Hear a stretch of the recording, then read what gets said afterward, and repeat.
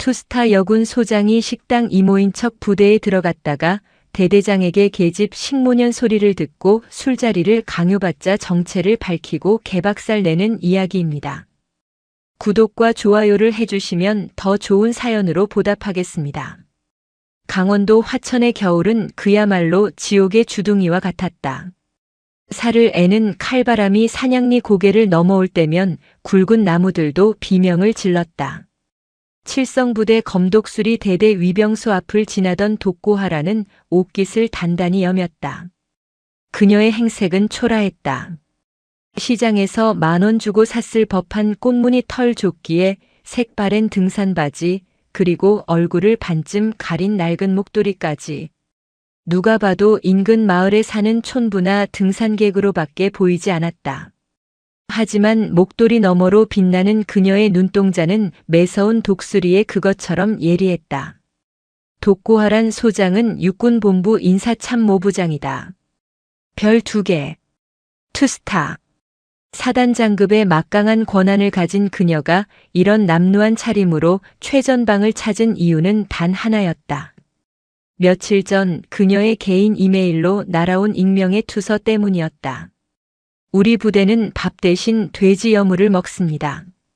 제발 살려주세요. 짧은 문장이었지만 그 속에 담긴 절박함이 그녀의 발길을 이곳으로 이끌었다. 정식 감찰을 나오면 부대는 번지르르하게 포장된 가짜 모습을 보여줄 것이 뻔했다. 그래서 그녀는 휴가를 내고 등산객으로 위장해 부대 뒷산으로 접근했다. 철책 너머로 보이는 부대의 풍경은 평온해 보였다. 하지만 바람을 타고 날아오는 냄새가 문제였다. 점심시간이 다가오고 있었다. 구수한 밤 냄새나 국 끓이는 냄새가 나야 정상이었다. 하지만 코끝에 닿은 것은 시큼하고 역한 쉰내였다. 마치 음식물 쓰레기통을 엎어놓은 듯한 악취가 진동했다. 이게 사람 먹는 밤 냄새라고. 독고하라는 미간을 찌푸렸다. 그녀는 부대 울타리 중 허술하게 뜯겨나간 틈을 발견했다. 멧돼지가 뚫어놓은 듯한 개구멍이었다. 그녀는 주저없이 몸을 낮춰 그곳으로 기어들어갔다. 장군의 품위 따위는 중요하지 않았다. 내 새끼 같은 병사들이 무엇을 먹고 있는지 확인하는 것이 급선무였다. 취 사장 뒷마당은 난장판이었다. 쥐가 파먹은 배추잎들이 널브러져 있었고 검은 파리떼가 윙윙거리며 날아다녔다. 한쪽 구석에서는 앳된 병사 하나가 쭈그리고 앉아 썩은 물을 다듬고 있었다. 손등은 동상으로 터져 피가 배어나오고 있었다. 조리병 차돌배 일병이었다. 독고하라는 인기척을 죽이고 그에게 다가갔다. 총각. 차돌배가 소스라치게 놀라며 뒤로 넘어졌다. 누구십니까? 여긴 민간인이 들어오면 안 됩니다. 잔뜩 겁에 질린 목소리였다. 독고하라는 사람 좋은 웃음을 지으며 손을 내저었다. 놀라게 해서 미안해. 내가 등산을 하다가 길을 잃어서 말이야. 배도 너무 고프고 목이 말라서 물 좀 얻어먹을 수 있을까 해서 내려왔어. 그녀의 연기는 완벽했다. 차돌배는 경계심을 조금 풀었다. 이 추운 날씨에 길을 잃은 아주머니가 안쓰러워 보였을 것이다. 여기 간부님들이 보면 큰일 납니다. 물만 얼른 드시고 나가셔야 해요. 차돌배는 급히 안으로 들어가 물 한 바가지를 떠왔다.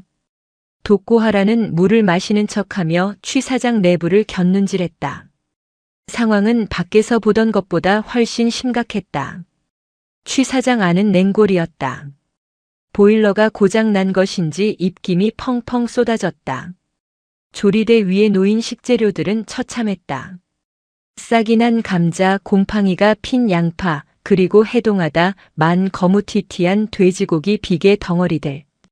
이걸로 밥을 짓는 거야? 독고하라니 믿을 수 없다는 듯 물었다. 차돌배는 고개를 푹 숙였다. 죄송합니다. 재료 상태가 좀. 그래도 끓이고 볶으면 먹을 만합니다. 거짓말이었다. 먹을 만한 수준이 아니었다. 이건 쓰레기를 재활용하는 수준이었다. 독고하라는 가슴속에서 뜨거운 불덩이가 치밀어 오르는 것을 느꼈다. 그때였다. 밖에서 요란한 군화 발소리와 함께 거친 고함이 들려왔다. 야, 차돌배, 밥 다 됐어? 취사장 뒷문이 쾅 열리며 한 남자가 들어왔다. 검독술이 대대장 반갑수 중령이었다. 그는 껄렁한 자세로 들어와 식당을 휘둘러 보았다. 기름진 얼굴에 거만한 눈빛. 딱 봐도 탐욕이 덕지덕지 붙은 관상이었다. 반갑수는 식당 한가운데 서 있는 낯선 아줌마 독고하란을 발견하고는 인상을 팍 구겼다. 뭐야 저건? 웬 아줌마가 여기 있어? 차돌배가 사색이 되어 달려나갔다. 대대장님, 그게 아니라 등산하시다가 길을 잃으셨다고 해서 물 한 잔 드렸습니다.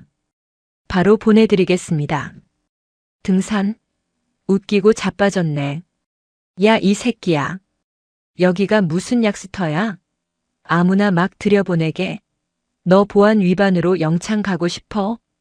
반갑수는 차돌배의 정강이를 군화발로 걷어찼다. 퍽 하는 소리와 함께 차돌배가 바닥에 쓰러졌다. 독고하란의 눈썹이 꿈틀했다. 당장이라도 달려들어 저 무례한 중령의 뺨을 올려붙이고 싶었지만 꾹 참았다. 아직은 때가 아니었다. 더 확실한 증거를 잡고 저놈의 바닥까지 확인해야 했다. 반갑수는 쓰러진 차돌배는 거들떠보지도 않고 독고하란에게 다가왔다. 그는 독고하란을 위아래로 훑어보며 비릿한 웃음을 흘렸다. 어이 아줌마, 여기 밥 얻어먹으러 왔어? 꼴을 보아하니 노숙자 같은데. 독고하란은 짐짓 겁먹은 척 몸을 움츠렸다. 아이고 죄송합니다 군인 양반. 배가 너무 고파서 그만. 배가 고파? 하긴 나랏살이 좋긴 하지. 그런데 공짜 밥은 없거든. 밥값은 해야 할 거 아니야. 반갑수는 조리대에 쌓인 썩은 양파들을 가리켰다. 안 그래도 오늘 취사병 애들이 휴가 나가서 일손이 부족했는데 잘 됐네. 야 차돌배, 이 아줌마한테 앞치마 줘. 오늘 점심 준비 도와주라고 해. 하지만 대대장님 민간인에게 조리를 시키는 건 규정 위반입니다. 차돌배가 말리려 하자 반갑수는 손을 들어 때리는 신용을 했다. 시끄러워. 내가 법이고 내가 규정이야. 아줌마 할 수 있지? 밥 한 끼 배 터지게 줄 테니까 저것 좀 다듬어. 독고하라는 속으로 쾌재를 불렀다. 제 발로 호랑이 굴에 들어오라고 문을 열어준 격이었다. 아유 그럼요. 제가 칼질 하나는 기가 막히게 합니다요. 독고하라는 촌스러운 꽃무늬 앞치마를 받아들었다. 대한민국 육군 소장이 병영식당 부엌대기로 변신하는 순간이었다. 독고하라는 고무장갑을 끼고 양파를 까기 시작했다. 껍질을 벗길 때마다 썩은 물이 튀었다. 그녀는 능숙한 솜씨로 썩은 부위를 도려내고 먹을 수 있는 하얀 속살만 남겼다. 하지만 그 양은 턱없이 부족했다. 반갑수는 취사장 한쪽에 마련된 간부 식당 의자에 다리를 꼬고 앉아 담배를 피워 물었다. 신성한 조리장에서 담배라니. 독고하라는 헛웃음이 나왔다. 어이 아줌마. 손이 왜 그리 느려? 집에서 밥 안 해? 반갑수가 연기를 내뿜으며 핀잔을 주었다. 죄송합니다. 재료가 많이 상해서 다듬느라 시간이 좀 걸리네요. 상하긴 뭐가 상해. 그냥 대충 썰어서 넣으면 돼지들이 알아서 처먹어. 아줌마처럼 눈치 없이 굴면 어디 가서 식모 노릇도 못해. 반갑수의 입에서 식모라는 단어가 튀어나왔다. 식모라뇨. 말씀이 좀 지나치시네요. 독고하란이 뼈있는 한마디를 던지자 반갑수는 눈을 부라렸다. 뭐? 지나쳐? 야, 이 아줌마가 얻어먹는 주제에 말이 많네. 식당에서 밥하고 설거지하면 그게 식모지 뭐야? 계집년들은 이래서 안 된다니까. 나이 먹으면 집에 처박혀서 애나 볼 것이지 왜 기어나와서 피곤하게 해. 반갑수는 바닥에 가래침을 뱉었다. 계집년이면 밥이나 퍼. 쓸데없는 소리 하지 말고, 국물 흘리지 말고 똑바로 담아라잉. 독고하라는 칼을 쥔 손에 힘을 주었다. 낡은 식칼의 손잡이가 부서질 듯 삐걱거렸다. 그녀는 심호흡을 하며 마음을 다잡았다. 그래, 짖어라. 실컷 짖어둬라. 그 혀가 내 목을 조르는 밧줄이 될 테니. 점심 조리가 끝나고 배식이 시작되었다. 메뉴는 돼지고기 김치찌개라고 적혀 있었지만 실상은 김치 씻은 물에 띄운 비계국이었다. 병사들이 우르르 식당으로 몰려왔다. 그들의 얼굴은 추위와 배고픔에 찌들어 있었다. 독고하라는 배식대 뒤에 서서 국자를 들었다. 병사들이 식판을 내밀었다. 그녀는 건더기를 하나라도 더 떠주려 국자로 바닥을 긁었다. 많이 먹어라. 미안하다. 그녀가 작은 목소리로 중얼거렸다. 병사들은 낯선 아줌마의 등장에 의아해하면서도 배가 고파 허겁지겁 국을 받아갔다. 그때 반갑수가 나타나 배식대를 툭툭 쳤다. 야, 아줌마. 그만 퍼줘. 애들 배부르면 훈련할 때 졸기만 해. 국물 위주로 줘, 국물 위주로. 건더기는 아껴놨다가 저녁에 내가 술 안주 할 거니까. 병사들이 듣고 있는 앞에서 대놓고 횡령을 지시하는 뻔뻔함. 병사들의 눈빛에 서린 분노와 체념을 독고하라는 놓치지 않았다. 한 병사가 용기를 내어 말했다. 대대장님, 저희 오늘 혹한기 훈련 준비하느라 아침도 못 먹었습니다. 고기 좀 더 주시면 안 되겠습니까? 그러자 반갑수의 표정이 순식간에 악귀처럼 변했다. 그는 병사의 식판을 손으로 쳐서 엎어버렸다. 와장창. 국물이 병사의 전투복과 바닥에 튀었다. 이 새끼가 빠져가지고 어디서 투정이야? 배가 덜 고프지. 옛날에는 소금국에 밥 말아 먹고도 전쟁 이겼어. 요즘 군대가 보이스카우트인 줄 알아? 반갑수는 엎어진 밥을 군화발로 지시겼다. 주워 먹어. 예. 3초 준다. 바닥에 떨어진 거 주워 먹으라고. 실시. 식당 안에 정적이 흘렀다. 병사의 눈에 눈물이 고였다. 독고하라는 더 이상 참을 수 없었다. 그녀가 국자를 내려놓고 배식대 앞으로 나가려는 순간 차돌배가 달려와 병사 대신 바닥에 엎드렸다. 제가 치우겠습니다.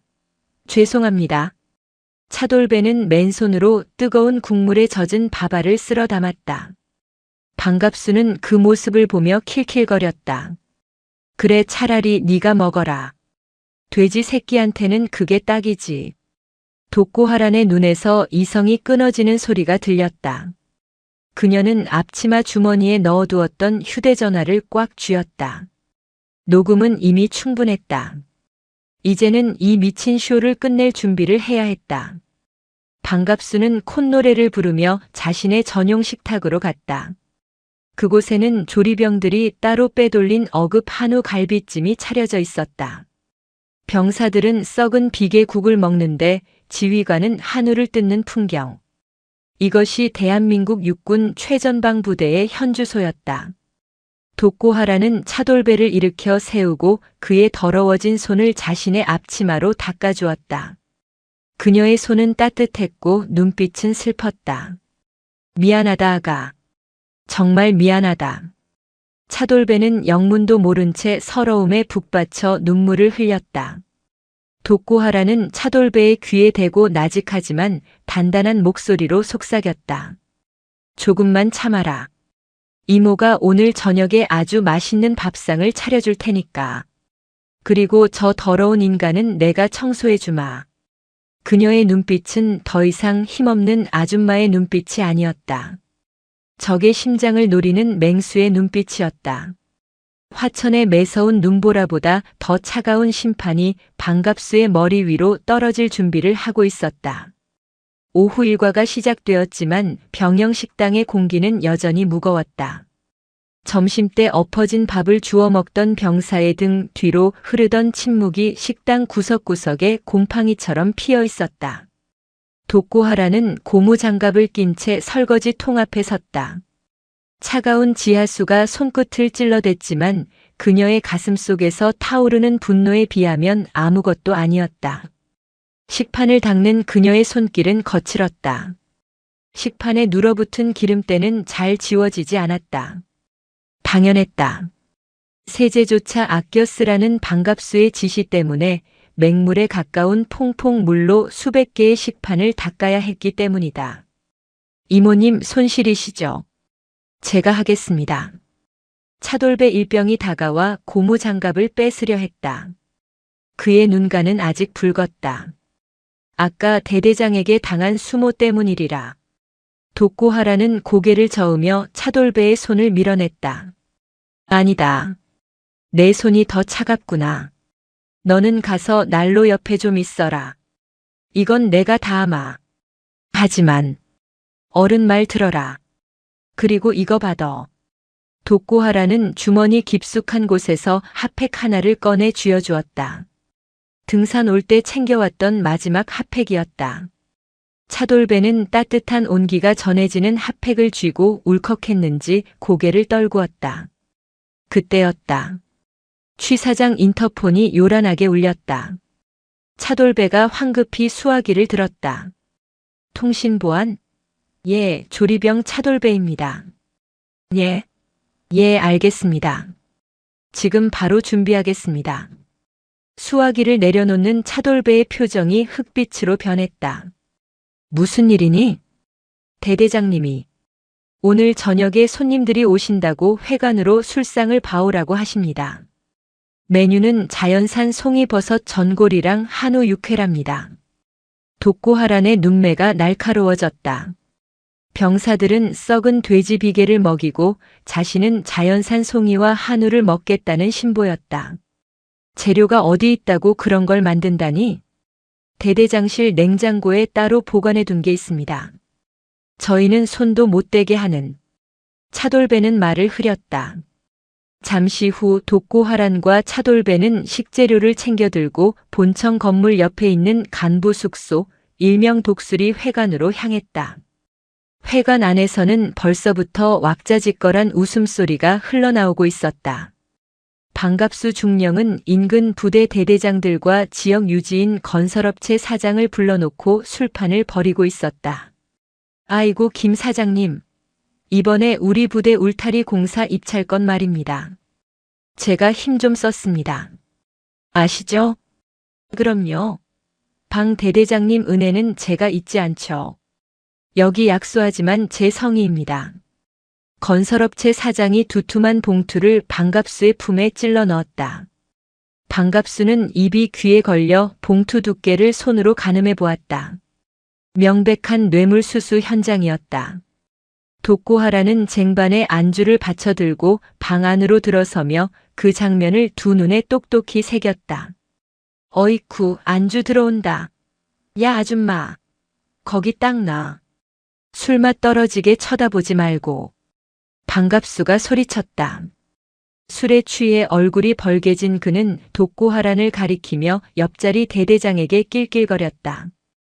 야, 이 아줌마가 오늘 우리 부대에 굴러들어온 짬밥 아줌마야. 생긴 건 저래도 칼질은 좀 하더라고. 우리 마누라보다 낫지 뭐냐. 옆에 있던 다른 중령이 음흉한 눈빛으로 독고하란을 훑었다. 어이 아줌마, 이리 와서 술 한 잔 따라봐. 여자가 따라야 술맛이 나지. 독고하라는 치밀어 오르는 모멸감을 억누르며 고개를 숙였다. 죄송합니다. 저는 술을 따를 줄 모릅니다. 주방일이 바빠서 이만 나가보겠습니다. 뭐? 이 여편네가 지금 튕기는 거야? 야, 방중령, 니네 부대 식모는 교육이 덜 됐나 봐. 그 말에 방갑수가 벌떡 일어났다. 그는 마시고 있던 술잔을 독고하란의 발치에 집어 던졌다. 쨍그랑. 파편이 사방으로 튀었다. 야 이년아. 손님이 따르라면 따를 것이지 어디서 말대꾸야. 네가 귀부인이라도 되는 줄 알아? 썩은 양파나 까던 손으로 술병 잡는 게 영광인 줄 알아야지. 방갑수는 독고하란의 어깨를 거칠게 잡아 끌어 억지로 자리에 앉히려 했다. 독고하란은 버티고 섰다. 그녀의 몸에서 뿜어져 나오는 기운이 심상치 않음을 느꼈는지 반갑수가 멈칫했다. 하지만 술 기운이 이성을 마비시킨 그는 이내 손을 들어 독고하란의 뺨을 올려붙이려 했다. 그 순간 독고하란이 반갑수의 손목을 낚아챘다. 늙은 아줌마의 악력이라고는 믿기지 않을 만큼 강한 힘이었다. 이거 놓으시지요. 독고하란의 목소리는 낮고 서늘했다. 반갑수는 당황했다. 이게 미쳤나? 어디서 감히 장교의 몸에 손을 대? 장교가 아니라 취객이지요. 그리고 저는 밥을 하러 왔지 술 시중을 들러온 게 아닙니다. 밥값은 밥으로 하겠습니다. 독고하라는 반갑수의 손목을 거칠게 뿌리치고 방을 나갔다. 등 뒤로 반갑수의 고함과 욕설이 쏟아졌다. 저 전현 당장 잡아. 당장 헌병 불러서 영창에 쳐넣어. 하지만 독고하라는 뒤도 돌아보지 않고 회관을 빠져나왔다. 차돌배가 밖에서 발을 동동 구르며 기다리고 있었다. 이모님, 괜찮으십니까? 안에서 소리가. 괜찮다. 개가 짖는다고 사람이 같이 짖을 순 없잖니. 가자, 애들 밥 챙겨야지. 독고하라는 밤하늘을 올려다보았다. 화천의 밤하늘에는 별이 총총했다. 저 별들 중 2개는 내 어깨에 있어야 할 것들이지만 지금은 저 하늘에 맡겨두기로 했다. 심판의 시간은 머지 않았다. 그날 밤 독고하라는 부대 밖으로 나가지 않고 취사장 구석에 있는 자재 창고에 몸을 숨겼다. 반갑수의 지시로 헌병들이 위병소를 지키고 있었기에 정면 돌파는 위험했다. 대신 그녀는 부대 내부에서 결정적인 물증을 확보하기로 했다. 새벽 2시. 모두가 잠든 시각이었다. 취사장은 칠흑 같은 어둠에 잠겨 있었다. 독고하라는 스마트폰의 불빛을 최소한으로 줄이고 조심스럽게 움직였다. 그녀의 목표는 급양관실에 있는 이중 장부였다. 낮에 차돌배가 흘리듯 했던 말이 단서였다. 급양관 상사님이 매번 장부를 2개씩 쓰시더라고요. 하나는 대대장님 드리는 거, 하나는 금고에 넣는 거. 급양관 강철구 상사는 소심하고 겁이 많은 사람이었다. 반갑수의 비리에 협조하고 있지만 본심은 착한 사람이라는 것을 독고하라는 관록으로 꿰뚫어 보았다. 독고하라는 급양관실 문을 땄다. 낡은 자물쇠는 클립 하나면 충분했다. 사무실 안은 퀴퀴한 곰팡이 냄새가 났다. 그녀는 책상 서랍을 뒤지기 시작했다. 하지만 중요한 장부가 허술하게 놓여 있을 리 없었다. 시선이 낡은 철제 금고에 멈췄다. 번호를 알아내야 했다. 그때 사무실 문이 끼익 하고 열렸다. 누구야? 손전등 불빛이 독고하란의 얼굴을 비췄다. 당직 순찰을 돌던 강철구 상사였다. 그는 도둑인 줄 알고 몽둥이를 들고 서 있었다. 쉿. 조용히 해강 상사. 나야. 독고하란이 얼굴을 드러내자 강 상사는 눈을 비볐다. 낮에 봤던 그 식당 아줌마였다. 아, 아줌마가 여기 왜? 아니, 어떻게 들어왔어? 당장 나가. 안 그러면 신고할 거야. 강 상사가 떨리는 목소리로 외쳤다. 독고하라는 천천히 그에게 다가갔다. 신고해. 헌병대 부르면 나도 할 말이 많으니까. 반갑수 중령이 부식비 횡령해서 자네한테 얼마 떼어줬는지 그 돈으로 자네 딸 병원비 된 거 다 불어버릴 테니까. 강 상사의 다리가 풀렸다. 몽둥이가 바닥으로 떨어졌다. 그걸 어떻게?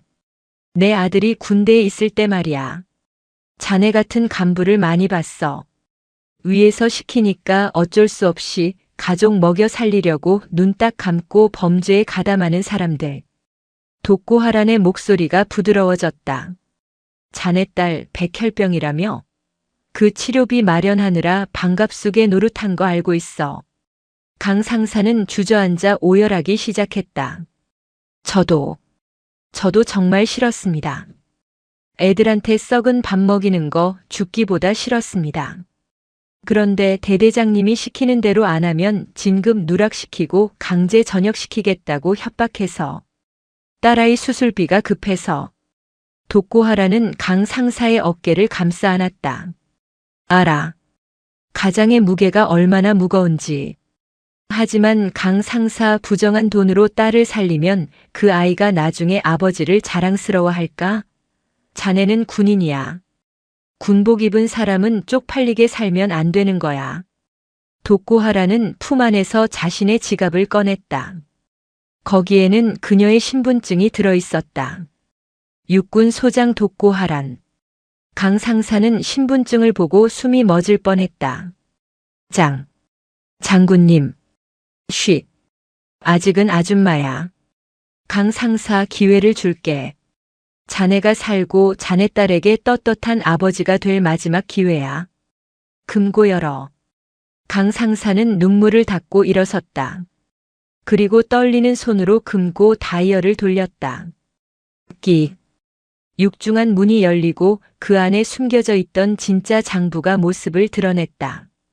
장부에는 반갑수가 지난 2년간 횡령한 내역이 꼼꼼하게 적혀 있었다. 병사 1인당 급식비 3,500원 중 1,500원을 착복하고 남은 2,000원으로 폐기 직전에 식재료를 사들인 내역. 쌀을 빼돌려 떡집에 팔아먹은 내역. 심지어 겨울 난방용 기름까지 빼돌린 기록이 낱낱이 적혀 있었다. 이게 다가 아닙니다. 장군님. 강 상사는 결심한 듯 급양관실 바닥에 장판을 들어 올렸다. 그곳에는 USB 하나가 테이프로 붙어 있었다. 대대장님이 업체 사장이랑 통화한 녹음 파일, 그리고 뒷돈 받는 장면을 제가 몰래 찍어둔 영상입니다. 혹시나 해서 제가 죽으면 이거라도 남기려고. 독고하라는 강 상사의 손을 꽉 잡았다.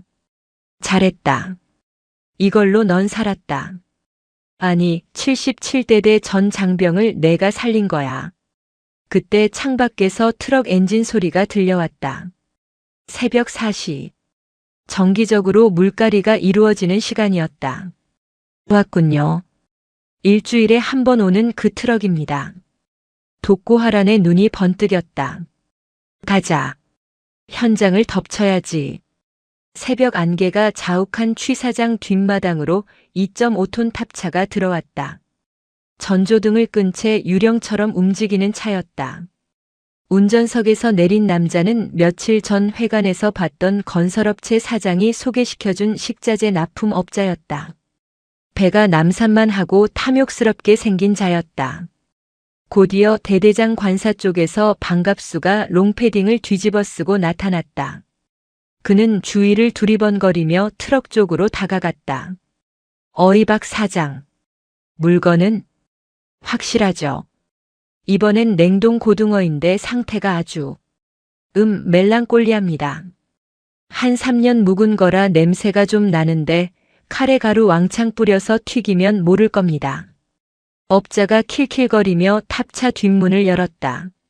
썩은 생선 비린내가 확 풍겨왔다. 눈알이 탁하고 살이 무너진 고등어 상자가 가득했다. 좋아. 어차피 튀기면 신발도 맛있다잖아. 군바리들이 맛을 알아? 배만 채우면 되지. 그보다 내 몫은? 반갑수가 손을 내밀었다. 업자는 품에서 현금 뭉치가 든 쇼핑백을 건넸다. 이번 달 정산금입니다. 그리고 이건 보너스. 사모님 갖다 드리세요. 업자가 내민 것은 최고급 화장품 세트였다. 병사들은 썩은 고등어를 먹이고 자기 마누라 얼굴에는 고급 화장품을 바르겠다는 신보였다. 역시 박 사장이 센스가 있어. 좋아, 내년 재계약도 자네한테 줄 테니까 걱정 마. 두 사람이 악수를 나누는 순간이었다. 찰칵, 찰칵. 어둠 속에서 셔터 소리가 났다. 반갑수가 소스라치게 놀라 돌아보았다. 누구야? 독고하란이 스마트폰을 들고 어둠 속에서 걸어 나왔다. 옆에는 강철구 상사가 비장한 표정으로 서 있었다. 아주 영화를 찍고 있구만. 제목은 슬기로운 감방 생활 어때? 독고하란이 비꼬며 말했다. 반갑수는 독고하란을 알아보고 인상을 구겼다. 이식모 아줌마가. 야강 상사. 너 이 여편네랑 뭐하는 짓이야? 당장 저거 안 뺏어? 반갑수가 고함을 질렀다. 하지만 강 상사는 꼼짝도 하지 않았다. 대대장님, 이제 그만하시죠. 다 끝났습니다. 뭐? 이 새끼가 돌았나? 야, 너 내 약점 잡았다고 까부는 거야? 너 딸내미 수술비 안 필요해? 내가 당장 널 횡령 공범으로 엮어 넣을 수도 있어. 반갑수는 협박했다. 업자 박 사장도 험악한 표정으로 트럭에서 쇠 파이프를 꺼내 들었다. 아줌마 좋은 말 할 때 그 전화기 내놔. 쥐도 새도 모르게 산에 묻히고 싶지 않으면. 상황이 험악해졌다. 반갑수와 박 사장이 독고하란을 향해 다가왔다.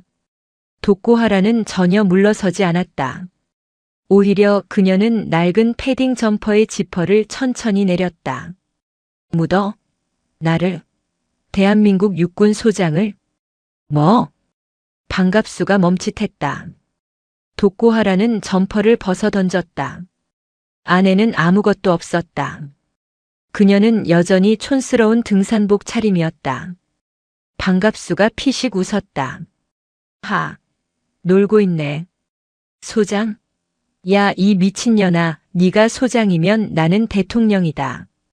어디서 개수작이야?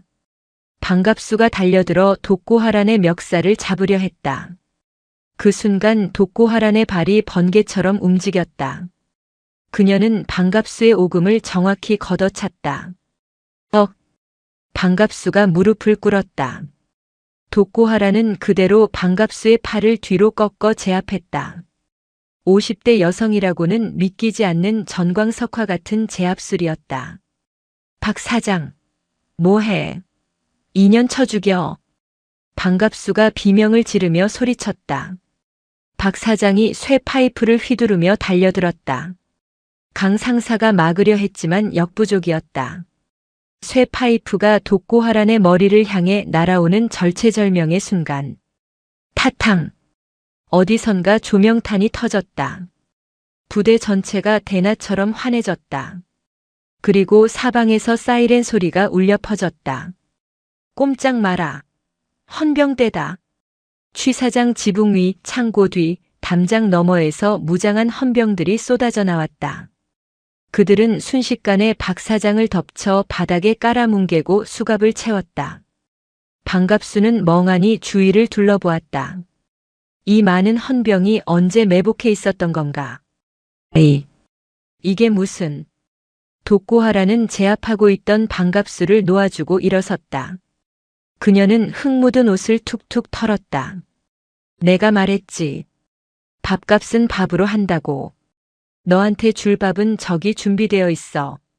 그녀가 가리킨 곳에는 헌병들이 가져온 콩밥이 아니라 차가운 철창이 달린 호송차가 서 있었다. 호송차 뒤에서 검은 정장을 입은 사람들이 내렸다. 육군본부 감찰실 수사관들이었다. 그들 중 가장 높은 사람이 독고하란에게 다가와 거수 경례를 붙였다. 충성. 인사참모부장님 지시하신 대로 전 병력 배치 완료했습니다.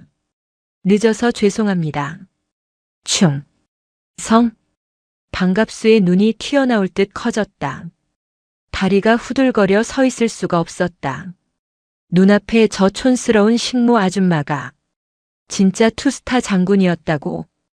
독고하란은 반갑수 앞으로 다가갔다. 새벽 바람에 그녀의 헝클어진 머리카락이 날렸다. 반갑수 중령. 아니, 이제 곧 민간인이 되겠군. 자네가 내 새끼들 밥그릇으로 장난칠 때 나는 자네 목숨줄을 쥘 칼을 갈고 있었다. 아, 그리고 하나 더. 독고하란은 반갑수의 귀에 대고 속삭였다. 계집년이라고 했나? 그래, 이 계집년이 내 놈 인생을 아주 잘게 다져주마. 내가 횡령한 돈 10원짜리 하나까지 다 토해내게 만들어줄 테니까 기대해. 반갑수는 공포에 질려 바지에 오줌을 지렸다. 노란 물이 바지가랑이를 타고 흘러내렸다. 독고하라는 코를 막으며 경멸 어린 시선으로 그를 내려다보았다. 더러워라. 치워. 그녀의 한마디에 헌병들이 반갑수를 짐짝처럼 끌고 갔다. 새벽의 여명이 밝아오고 있었다. 화천의 산봉우리에 붉은 해가 떠올랐다. 길고 긴 어둠의 밤이 끝나고 있었다. 새벽녘에 요란했던 체포 작전은 보안 유지를 위해 조용히 마무리되었다. 아무 일도 없었던 것처럼 검독수리 대대의 아침 기상 나팔 소리가 화천의 산골짜기를 울렸다. 하지만 부대의 공기는 어제와 확연히 달랐다. 예민한 병사들은 간밤에 오가던 거친 엔진 소리와 무언가에 쫓기듯 사라진 대대장의 부재를 감지하고 있었다. 오전 8시. 대대 연병장에는 전 장병 집합 명령이 떨어졌다. 단상 위에는 반갑수 중령 대신 평소에는 볼 수 없었던 낯선 장교들이 도열해 있었다. 그들의 눈빛은 매서웠고 분위기는 살벌했다. 병사들은 입김을 내뿜으며 불안한 눈빛으로 서로를 곁눈질했다. 대대장님 오늘 안 나오시나? 무슨 일 있어? 몰라. 새벽에 헌병차 왔다 갔다 했다던데. 웅성거림은 오래가지 못했다. 단상 마이크 앞에 선 작전과장이 잔뜩 굳은 얼굴로 입을 열었다. 그는 반갑수의 최측근으로 비리를 방조했던 인물 중 하나였다. 아직 자신의 운명을 모르는 그는 상황을 수습하려 애쓰고 있었다. 전체 차렷. 오늘 아침 점호는 육군본부에서 오신 귀빈께서 주관하신다. 군기 빠진 모습 보이면 다 죽을 줄 알아라. 그때였다. 본청 건물 현관문이 열리고 누군가 걸어 나왔다. 또각또각. 잘 닦인 단화굽이 얼어붙은 아스팔트를 찍어 누르는 소리가 연병장의 정막을 깨트렸다. 병사들의 시선이 그곳으로 쏠렸다. 정복을 갖춰 입은 여군이었다. 칼날처럼 다림질된 짙은 초록색 정복 바지, 완벽한 핏의 재킷, 그리고 정모챙 아래로 빛나는 서늘한 눈빛. 그녀가 걸음을 옮길 때마다 어깨 위에 달린 견장이 아침 햇살을 받아 눈부시게 번쩍였다. 무궁화 받침 위에 솟아오른 두 개의 별. 소장. 투스타였다. 그녀가 단상 위로 올라서는 순간 맨 앞줄에 서 있던 차돌배 일병의 입이 떡 벌어졌다. 심장이 쿵 하고 내려앉았다. 설마. 그녀의 얼굴은 낯설면서도 익숙했다. 며칠간 취사장 구석에서 썩은 양파를 까던 그 아줌마. 촌스러운 몸빼 바지를 입고 자신에게 핫팩을 쥐어주던 그 식모 이모님. 하지만 지금 그녀에게서 뿜어져 나오는 기운은 태산과도 같았다. 독고하란 소장은 마이크 앞에 섰다. 그녀는 연병장에 모인 500여 명의 병사를 천천히 둘러보았다. 그녀의 시선이 닿는 곳마다 병사들은 마른 침을 삼켰다. 편히 쉬어. 목소리는 차분했지만 묵직한 울림이 있었다. 육군본부 인사참모부장 소장 독고하란이다. 자신의 관등 성명을 밝히는 순간 연병장은 충격의 도가니에 빠졌다.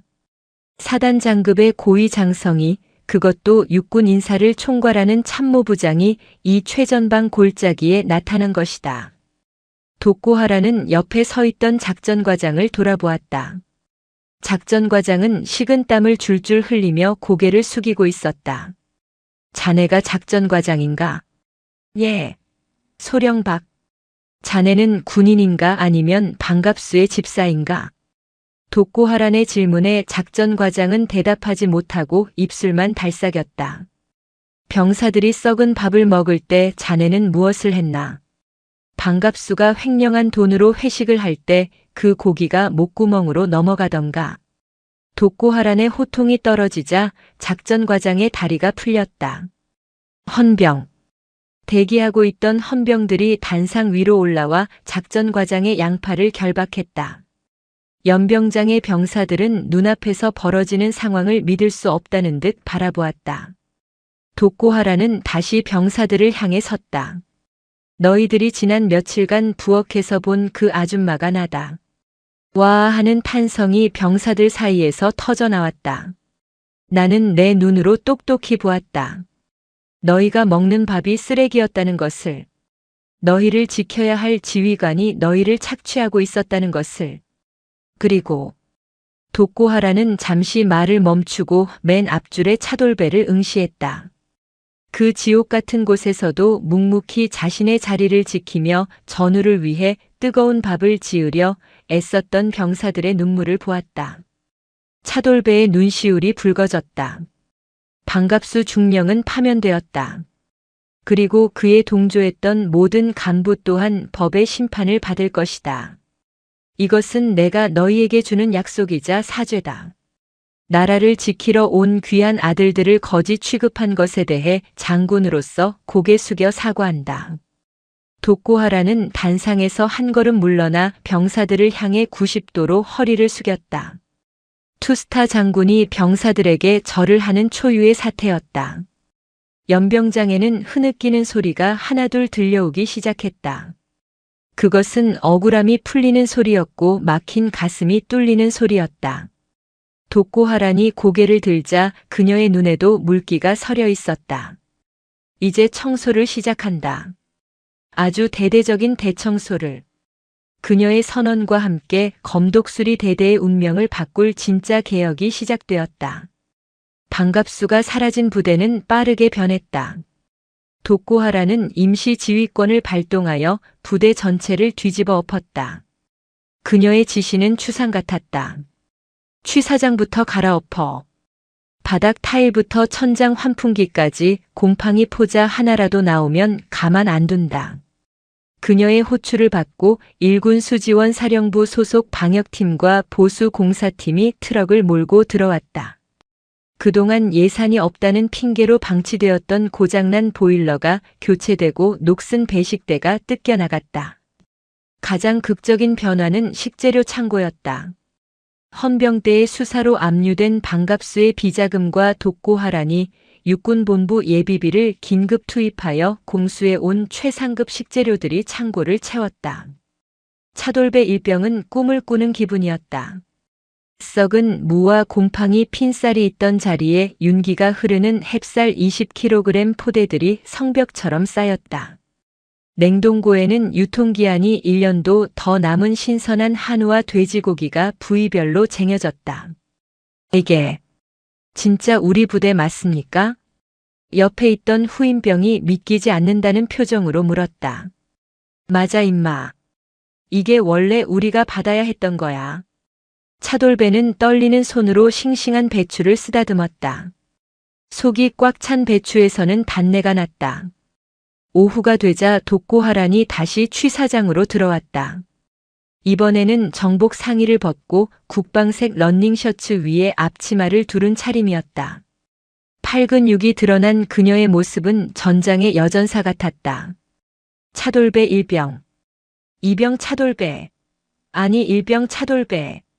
차돌배가 당황하여 관등 성명을 댔다. 독고하라는 씩 웃으며 그에게 다가갔다. 긴장 풀고. 자, 이제 재료는 준비됐다. 너 요리 전공했다며? 예, 입대 전에 호텔 조리학과 다녔습니다. 좋아. 그동안 실력 발휘 못해서 얼마나 억울했겠어. 오늘 저녁은 내가 메인 셰프다. 나는 보조할 테니 어디 한번 마음껏 요리해봐. 장군님을 보조로 어떻게? 여기선 계급장 없다. 밥 짓는 사람이 대장이야. 시키는 대로 해. 독고하라는 고무장갑을 끼고 채소 바구니를 끌어당겼다. 차돌배는 침을 꿀꺽 삼켰다. 가슴 깊은 곳에서 뜨거운 것이 올라왔다. 요리사로서의 자존심 그리고 인정받았다는 기쁨이었다. 알겠습니다. 오늘 메뉴는 소고기 묵국에 돼지 갈비찜입니다. 장군님, 무 껍질 좀 벗겨주십시오. 오냐 알았다 셰프님. 취사장은 활기로 가득 찼다. 도마 소리가 경쾌한 리듬을 탔고 솥단지에서는 구수한 냄새가 피어올랐다. 그동안 반갑수의 폭언에 시달리며 죽지 못해 일하던 조리병들의 얼굴에 웃음꽃이 피었다. 한편 부대 밖에서는 반갑수의 잔당들에 대한 처리가 한창이었다. 급양관 강철구 상사는 모든 수사에 협조한 후 독고하란 앞에 섰다. 저를 처벌해 주십시오. 시키는 대로 했다지만 저 역시 공범입니다. 강 상사는 고개를 들지 못했다. 독고하라는 그를 물끄러미 바라보았다. 자네 처벌은 법원이 결정할 걸세. 하지만 정상 참작이 되도록 내가 탄원서는 써주지. 그리고 독고하라는 책상 서랍에서 봉투 하나를 꺼내 건넸다. 이건 내 개인적인 위로금이야. 딸아이 수술 잘 시켜. 그리고 다시는 절대로 부끄러운 아버지가 되지 마. 봉투를 받아든 강 상사는 바닥에 엎드려 오열했다. 그의 눈물은 참회였고 다시 태어나겠다는 다짐이었다. 독고하라는 창밖을 바라보았다. 화천의 눈보라가 멈추고 맑은 하늘이 드러나고 있었다. 저녁 식사 시간이 다가왔다. 병영식당 입구에는 벌써 긴 줄이 늘어섰다. 식당 안에서 풍겨 나오는 냄새는 지난 2년 동안 한 번도 맡아보지 못한 것이었다. 달콤하고 짭짤한 간장 냄새, 고소한 참기름 냄새, 그리고 갓 지은 하얀 쌀밥의 냄새. 야, 냄새 실하냐? 나 지금 꿈꾸는 거 아니지? 병사들은 설레는 마음으로 식판을 들었다. 배식대 앞에는 독고하란이 서 있었다. 그녀는 국자를 들고 병사들을 맞이했다. 많이 먹어라. 부족하면 더 줄 테니까 눈치 보지 말고. 독고하라는 병사들의 식판에 갈비찜을 산더미처럼 쌓아주었다. 뼈만 있는 갈비가 아니었다.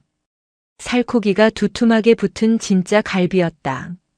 국에는 큼직한 무와 소고기가 반반이었다. 자리에 앉은 병사들은 숟가락을 들고도 선뜻 먹지 못했다. 눈앞에 놓인 밥상이 너무나 비현실적으로 훌륭했기 때문이다. 한 병사가 떨리는 손으로 갈비찜을 입에 넣었다. 부드러운 고기가 입안에서 사르르 녹았다. 그는 말을 잇지 못하고 고개를 숙였다. 어깨가 들썩였다. 야, 왜 울어? 옆에 있던 선임이 물었지만 그 선임 역시 눈물을 훔치고 있었다. 식당 곳곳에서 훌쩍이는 소리가 들려왔다. 단순히 맛있는 밥을 먹어서가 아니었다. 자신들이 존중받고 있다는 느낌, 누군가 자신들을 지켜주고 있다는 안도감이 그들의 굳은 마음을 녹인 것이다. 그때 식당 문이 열리고 휠체어 한 대가 들어왔다. 며칠 전 썩은 고기를 먹고 식중독으로 쓰러졌던 병사였다. 아직 기력이 없어 의무대에 누워 있어야 했지만 밥 냄새가 너무 좋아서 왔다라며 고집을 피웠다고 했다. 독고하라는 하던 일을 멈추고 그 병사에게 다가갔다. 아직 몸도 성치 않은데 여길 왜 왔어? 내가 갖다 주려고 했는데. 장군님, 저도 전우들과 같이 먹고 싶습니다. 병사의 말에 독고하라는 직접 밥을 비벼 숟가락을 들어 병사의 입에 넣어주었다. 그래, 먹어야 낫지. 얼른 먹고 털고 일어나라. 어머니가 아들에게 밥을 먹이듯 독고하란의 손길은 따뜻했다. 병사는 입안 가득 밥을 오물거리며 펑펑 울었다. 죄송합니다. 밥이 너무 맛있어서 눈물이 납니다. 독고하라는 병사의 눈물을 닦아주며 그를 안아주었다. 미안하다는 말하지 마. 너희는 이 나라의 보물이야. 이런 대접을 받는 게 당연한 거야. 그 장면을 지켜보던 차돌배 일병은 배식대 뒤에서 몰래 눈물을 훔쳤다. 그는 오늘 자신이 만든 요리가 자랑스러웠다. 그리고 군인이 된 것이 처음으로 자랑스러웠다. 식사가 거의 끝나갈 무렵 독고하라는 식당 중앙에 섰다. 맛있게 먹었나? 악, 감사합니다. 잘 먹었습니다. 병사들의 함성은 우렁찼다. 배에서 우러나오는 힘찬 목소리였다. 기억해라. 군대는 너희를 굶기거나 학대하는 곳이 아니다. 너희가 건강해야 나라도 건강하다. 앞으로 누가 너희 밥그릇을 건드리면 나한테 바로 연락해라. 지구 끝까지 쫓아가서 박살을 내줄 테니까. 와! 병사들은 박수를 치며 환호했다. 그 환호성 속에서 독고하라는 비로소 환하게 웃었다. 그녀의 미소는 별 2개보다 더 밝게 빛났다.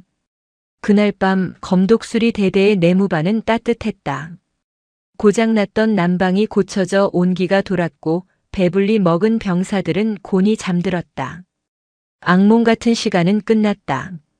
화천의 밤하늘에는 여전히 칼바람이 불었지만 그 바람조차 이제는 그들을 춥게 만들지 못했다.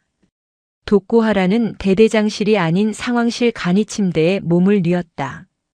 피곤이 몰려왔지만 마음만은 깃털처럼 가벼웠다. 그녀는 머리맡에 놓인 차돌배 일병이 써준 쪽지를 다시 한번 읽어보았다.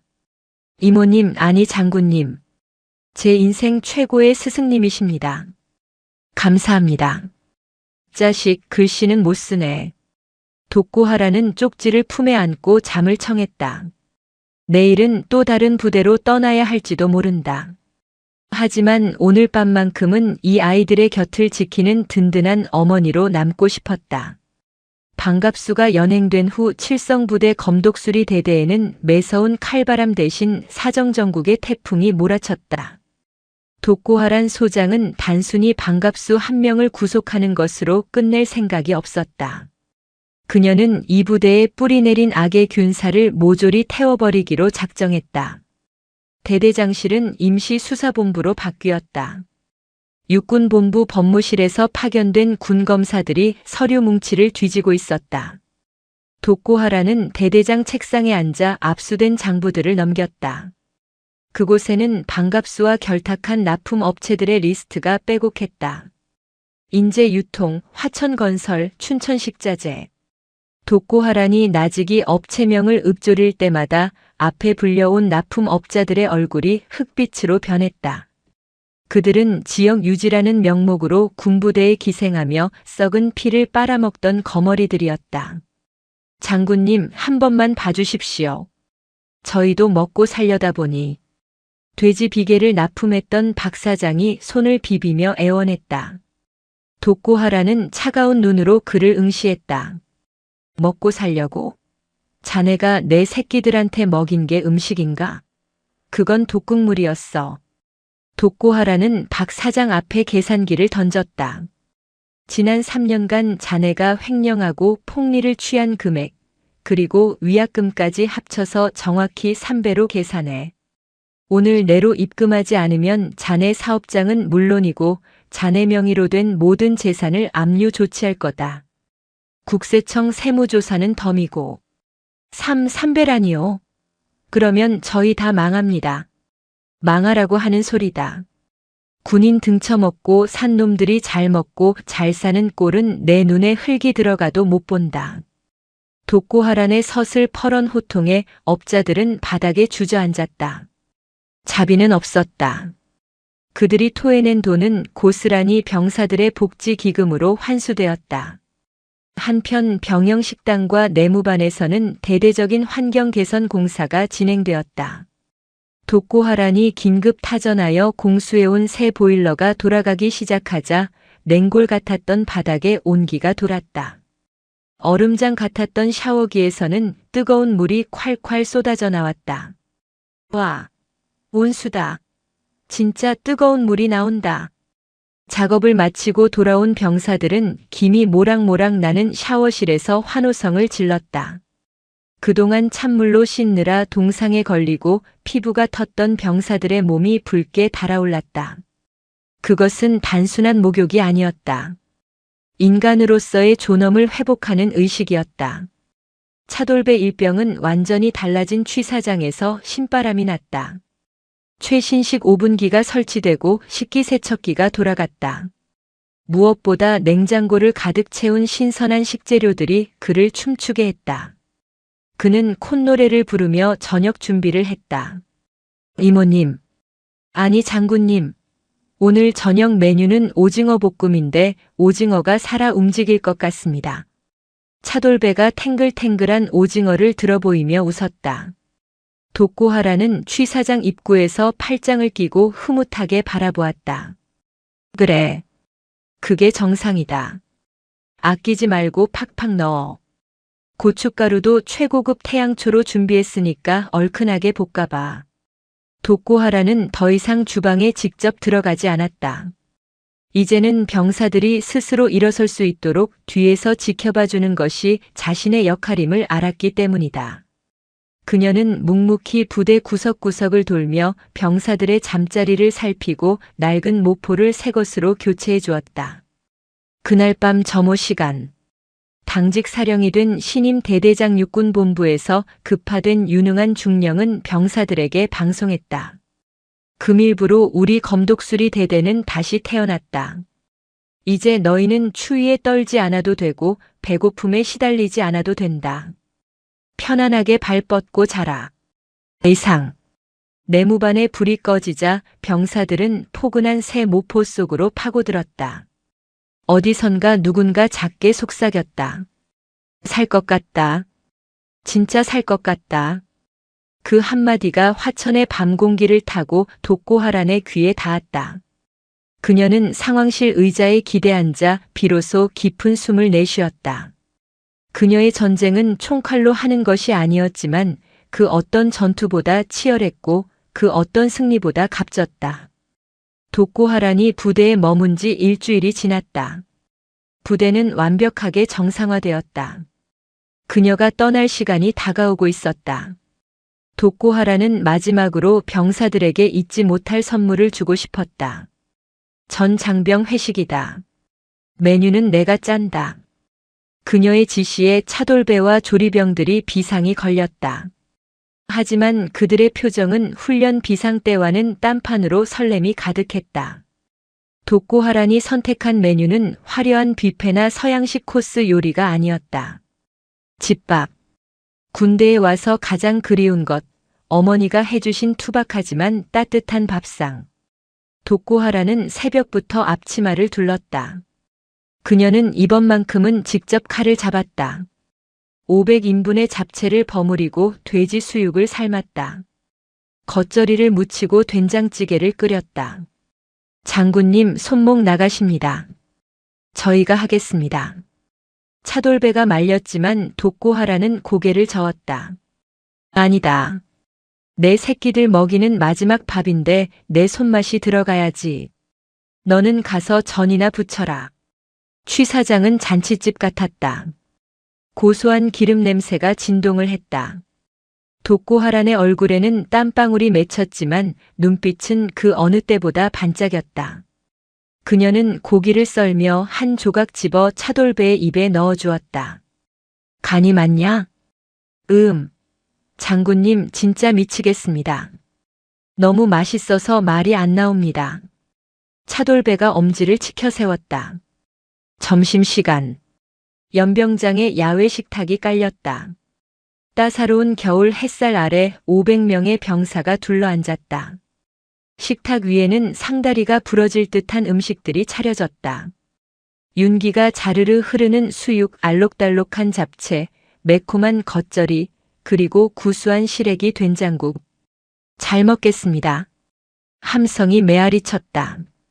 병사들은 허겁지겁 숟가락을 놀렸다. 여기저기서 감탄사가 터져 나왔다. 와, 우리 할머니가 해주던 맛이랑 똑같아. 엄마 보고 싶다. 독고하라는 식탁 사이를 거닐며 병사들의 어깨를 다독였다. 천천히 먹어. 체한다. 밥은 무한 리필이니까 걱정 말고. 한 병사가 쌈을 크게 싸서 독고하란에게 내밀었다. 장군님, 하십시오. 주변 병사들이 오오 하며 환호했다. 독고하라는 쑥스러운 듯 웃으면서도 병사가 내민 쌈을 한 입에 받아 먹었다. 맛있네. 내가 싸줘서 더 맛있다. 연병장은 웃음바다가 되었다. 계급의 벽은 허물어졌고 오직 사람과 사람 사이의 정만이 흘렀다. 독고하라는 그 순간만큼은 별 2개의 장군이 아니라 화천 골짜기에 사는 500명 아들의 어머니였다. 식사가 끝날 무렵 강철구 상사가 마이크를 잡았다. 그는 지난 일주일간 뼈저린 반성을 통해 새 사람이 되어 있었다. 잠시 주목. 오늘 우리에게 이런 기적 같은 밥상을 선물해 주신 독고하란 장군님께 감사의 마음을 담아 노래 한 곡 올리겠습니다. 강 상사의 선창으로 병사들이 노래를 시작했다. 군가가 아니었다. 어머니의 마음. 나실 제 괴로움 다 잊으시고 기르실 제 밤낮으로 애쓰는 마음. 500명의 굵은 목소리가 합창하는 어머니의 노래는 장엄하면서도 애절했다. 병사들은 노래를 부르며 하나둘 눈시울을 붉혔다. 반갑수의 폭정 아래 짐승 취급을 받던 그들을 인간으로 귀한 아들로 대접해준 유일한 사람. 독고하라는 입술을 꽉 깨물었다. 눈물을 보이지 않으려 천장을 바라보았지만 흐르는 눈물은 막을 수 없었다. 그녀는 마이크를 잡고 떨리는 목소리로 말했다. 고맙다. 못난 어미를 용서해다오. 너희가 이렇게 맑고 밝은 아이들인데 우리가 너무 늦게 알았다. 부디 건강하게만 자라다오. 그날의 점심 식사는 단순한 한 끼가 아니었다. 그것은 상처받은 영혼들을 치유하는 성찬이었고 평생 잊지 못할 사랑의 기억이었다. 이별의 시간이 왔다. 독고하라는 요란한 환송식을 극구 사양했다. 그녀는 조용히 새벽 안개처럼 사라지고 싶었다. 짐을 챙겨 나온 그녀는 관사 앞에 대기 중인 검은색 세단에 올랐다. 운전병이 시동을 걸었다. 출발해. 차가 천천히 움직였다. 위병소를 향해 가는 길, 독고하라는 차창 밖을 보지 않으려 애썼다. 정이 들어버리면 발길이 떨어지지 않을 것 같아서였다. 하지만 검독수리 대대의 병사들은 그녀를 그냥 보낼 생각이 없었다. 위병소 앞 도로는 이미 인산이네였다. 전 장병이 도로 양옆으로 도열해 인간띠를 만들고 있었다. 누가 시킨 것이 아니었다. 새벽부터 나와 그녀를 기다린 것이다. 차가 멈췄다. 독고하라는 놀란 눈으로 차 문을 열고 내렸다. 너희들. 맨 앞줄에 서 있던 신임 대대장이 구령을 외쳤다. 부대 차렷. 독고하란 장군님께 대하여 받들어 총. 착, 착. 500명의 병사가 일제히 거수 경례를 올렸다. 그들의 손끝은 흐트러짐이 없었고 눈빛은 존경심으로 불타오르고 있었다. 차돌배 일병이 대열에서 뛰어나왔다. 그의 품에는 무언가가 들려 있었다. 낡은 반합이었다. 하지만 깨끗하게 닦여 광이 나는 반합이었다. 장군님, 이거. 차돌배가 반합 뚜껑을 열었다. 그 안에는 하얀 쌀밥과 볶은 김치, 그리고 계란 프라이 하나가 예쁘게 담겨 있었다. 저희가 장군님 가시는 길에 배고프시지 말라고. 제가 새벽에 직접 지은 밥입니다. 세상에서 제일 맛있는 도시락입니다. 차돌배의 목소리가 울먹였다. 독고하라는 그 도시락을 받아들었다. 묵직했다. 밥의 온기가 손바닥을 타고 가슴까지 전해졌다. 그것은 세상 그 어떤 훈장보다 값진 선물이었다. 이 녀석아. 빈손으로 가라니까. 독고하라는 차돌배를 와락 끌어안았다. 고맙다. 정말 고맙다. 내 평생 이 밥맛을 잊지 못할 게다. 독고하라는 다시 병사들을 향해 섰다. 그녀는 자신의 어깨에 있는 계급장을 만지작거리더니 큰 소리로 외쳤다. 나는 별 2개짜리 장군이다. 하지만 너희들은 이 나라의 미래를 밝히는 수천만 개의 별이다. 너희가 나보다 훨씬 더 높고 빛나는 존재들이다. 부디 그 빛을 잃지 마라. 알겠나? 악, 알겠습니다. 함성이 화천의 산맥을 뒤흔들었다. 독고하라는 마지막으로 거수 경례를 올렸다. 그녀의 경례는 그 어느 때보다 길고 진중했다. 차가 다시 출발했다. 100미러 속으로 병사들의 모습이 점처럼 작아질 때까지 그들은 자세를 풀지 않았다. 독고하라는 차 안에서 차돌배가 준 도시락을 열었다. 한 숟가락 가득 떠서 입에 넣었다. 눈물 섞인 밥알이 목구멍으로 넘어갔다. 짭짤하고 따뜻했다. 10년 후. 서울 강남의 한 고급 한정식 레스토랑. 이곳은 예약조차 힘들기로 소문난 맛집이다. 주방에서는 총괄 셰프가 바쁘게 지휘하고 있다. 30 초반의 건장한 남성 차돌배다. 야, 재료 손질 똑바로 안 해?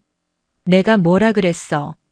손님 입에 들어가는 건 내 가족 입에 들어가는 거랑 똑같다고 했지. 차돌배가 후배 요리사를 엄하게 꾸짖었다. 후배가 쩔쩔매며 물러가자 차돌배는 한숨을 쉬며 주방 한쪽에 걸린 액자를 바라보았다. 액자 속에는 10년 전 촌스러운 꽃무늬 앞치마를 두른 중년의 여인과 까까머리 군인이 환하게 웃고 있는 사진이 들어있었다. 사진 아래에는 삐뚤빼뚤한 글씨로 이렇게 적혀 있었다. 밥은 하늘이다. 사람을 섬기듯 밥을 지어라. 은하의 영원한 사수 독고하란. 그때 지배인이 주방으로 들어왔다. 셰프님, 1번 룸에 VIP 손님 오셨습니다. 특별히 셰프님께 인사를 청하시는데요. 누구신데? 글쎄요, 예약자 성함은 안 밝히시고 그냥 화천식모라고 전해달라시는데요. 차돌배의 눈이 휘둥그레졌다. 심장이 미친 듯이 뛰기 시작했다. 그는 하던 일을 팽개치고 룸으로 달려갔다. 문을 열자 백발이 성성하지만 여전히 꼿꼿한 자세의 노부인이 창밖을 바라보고 있었다. 그녀가 천천히 고개를 돌렸다. 세월의 주름이 졌지만 그 눈빛만은 여전히 매서운 독수리처럼 그리고 따뜻한 어머니처럼 빛나고 있었다. 왔냐? 밥은 잘 짓고 있고. 차돌배는 울음을 터뜨리며 그 자리에 넙죽 큰 절을 올렸다. 충성. 병장 차돌배. 셰프가 되어 신고합니다. 독고하란이 빙그레 웃으며 그를 일으켜 세웠다. 충성은 무슨. 밥이나 한 그릇 다오. 내가 만든 밥이 사무치게 그리워서 왔다. 창밖으로 흩날리는 벚꽃잎이 두 사람의 재회를 축복하듯 춤을 추고 있었다. 화천의 눈보라는 그쳤지만 그들이 피워낸 전설은 영원히 식지 않는 밥상처럼 따뜻하게 세상에 남아 있었다. 오늘도 인생지의 말씀을 잘 들어주셔서 감사합니다.